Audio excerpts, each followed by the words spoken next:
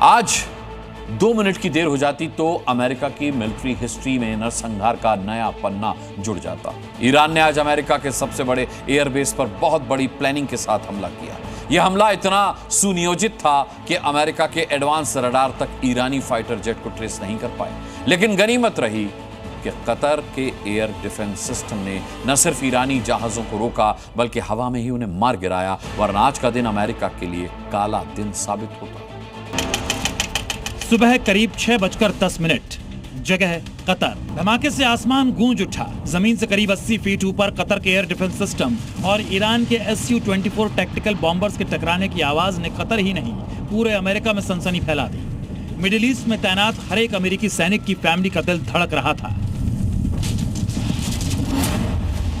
क्योंकि कतर के air defence system और ईरान के Su-24 बॉम्बर की टक्कर एयर बेस के बहुत नजदीक हुई थी। कतर में मौजूद अमेरिका के इस अल उदैद एयरबेस पर अमेरिका के 10,000 जवानों की तैनाती है। अल उदैद एयरबेस मिडिल ईस्ट में अमेरिका का सबसे बड़ा एयरबेस माना जाता है। जाहिर है अमेरिकियों की सांसें अटकी थी कि एयरबेस पर तैनात अमेरिकी सैनिकों के साथ कुछ बुरा तो नहीं हुआ।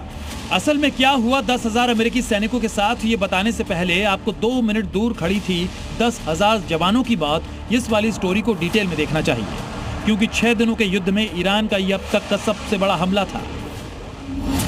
ईरान ने बरसों पहले रूस से खरीदे अपने 2 Su-24 बमवर्षक कतर की ओर भेजे। इन विमानों को 2 बड़े लक्ष्यों पर हमला करना था। पहला कतर का अल उदैद एयरबेस, जहां लगभग 10,000 अमेरिकी सैनिकों की तैनाती है, और दूसरा रास लाफान गैस प्रोसेसिंग फैसिलिटी, जो कतर की अर्थव्यवस्था की रीढ़ मानी जाती है। रिपोर्ट के मुताबिक जब ईरानी विमान कतर के करीब पहुंचे तो वो रडार से बचने के लिए महज 80 फीट की बेहद कम ऊंचाई पर उड़ रहे थे। कतर की सेना ने रेडियो पर उन्हें चेतावनी भी दी, लेकिन विमानों की ओर से कोई जवाब नहीं आया। इसके बाद उन्हें दुश्मन विमान घोषित कर दिया गया। इसके तुरंत बाद कतर ने अपने लड़ाकू विमान भेजे।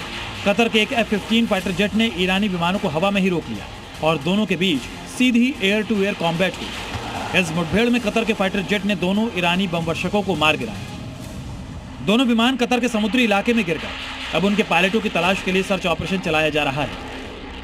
अमेरिका और इजराइल के हमलों के बाद से ईरान खाड़ी क्षेत्र में लगातार जवाबी कार्रवाई कर रहा है। अब तक ईरान 400 से ज्यादा बैलिस्टिक मिसाइल और 1000 से अधिक ड्रोन खाड़ी के अरब देशों की ओर दाग चुका है। हालांकि ज्यादातर हमलों को एयर डिफेंस सिस्टम ने रोक लिया है, लेकिन कुछ हमले कामयाब भी हुए हैं। लेकिन अगर 2 मिनट की देर हो जाती तो कतर एयरबेस पर मौजूद 10,000 अमेरिकी फौजी सुपुर्द खाक हो जाते। ईरान ने कतर की ओर 2 बैलिस्टिक मिसाइलें दागी। इनमें से एक को एयर डिफेंस सिस्टम ने हवा में ही रोक दिया, जबकि दूसरी दोहा के दक्षिण पश्चिम में स्थित अल उदैद एयरबेस पर गिरी। कहा जा रहा है कि इसमें अमेरिका को $1.1 अरब का नुकसान हुआ। हालांकि इस हमले में किसी अमेरिकी सैनिक की मौत नहीं हुई। ईरान के जवाबी हमले में कतर नंबर 1 टारगेट है। कतर के रक्षा मंत्रालय के मुताबिक ईरानी हमलों की शुरुआत से अब तक उसके हवाई क्षेत्र की ओर 101 बैलिस्टिक मिसाइलें, 3 क्रूज मिसाइलें और 39 आत्मघाती ड्रोन आते हुए पकड़े गए। मंत्रालय का दावा है कि सभी मिसाइलें और 24 ड्रोन इंटरसेप्ट कर लिए गए। जैसे ईरान के Su-24 को समय रहते रोक लिया गया। अगर 120 सेकंड की देरी होती तो अमेरिका के 10,000 सैनिकों की मौत हो सकती थी। उसके बाद ईरान का क्या होता, सोचिए। ब्यूरो रिपोर्ट, जी मीडिया।